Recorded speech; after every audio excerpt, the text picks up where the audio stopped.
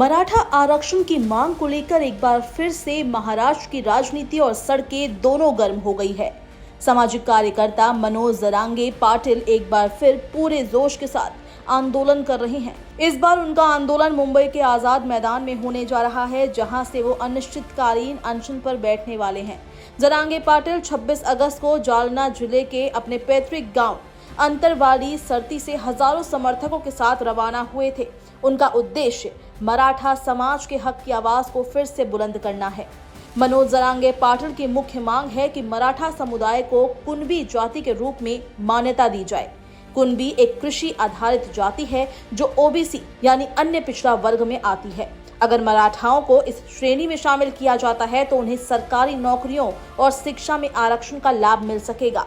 जरांगे का कहना है कि आरक्षण केवल एक सुविधा नहीं बल्कि समानता और अवसर की गारंटी है, जिससे मराठा युवाओं का भविष्य सुरक्षित हो सकता है। जरांगे के इस आंदोलन को देखते हुए प्रशासन ने मुंबई के आजाद मैदान में 1500 से ज्यादा पुलिसकर्मियों की तैनाती की है।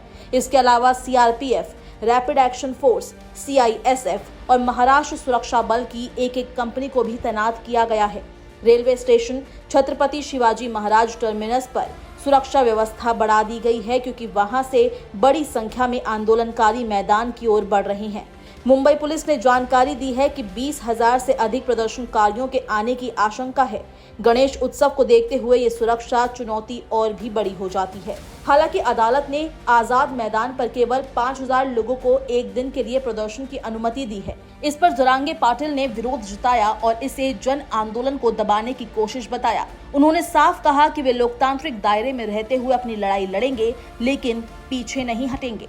वहीं मुख्यमंत्री देवेंद्र फडणवीस ने कहा कि उनकी सरकार पहले ही मराठा समाज को 10% आरक्षण दे चुकी है, जिसे अदालत ने मान्यता दी है। उन्होंने मराठा समाज को ओबीसी श्रेणी में शामिल करने की मांग पर सवाल उठाया, क्योंकि इसमें पहले से ही 350 जातियां आती है। फिर भी सरकार ने यह आश्वासन दिया कि वो जरांगे पाटिल से सम्मानजनक बातचीत को तैयार है।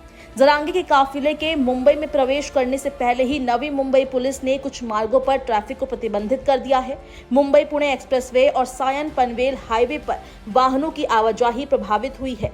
रेलवे पुलिस बल यानी आरपीएफ ने अतिरिक्त जवानों की तैनाती की है। सीएसएमटी स्टेशन पर 40 आरपीएफ और 60 महाराष्ट्र सुरक्षा बल के जवान तैनात किए गए हैं। इसके अलावा उपनगरीय स्टेशनों पर भी 240 अतिरिक्त जवान लगाए गए हैं, ताकि किसी भी तरह की अव्यवस्था से निपटा जा सके।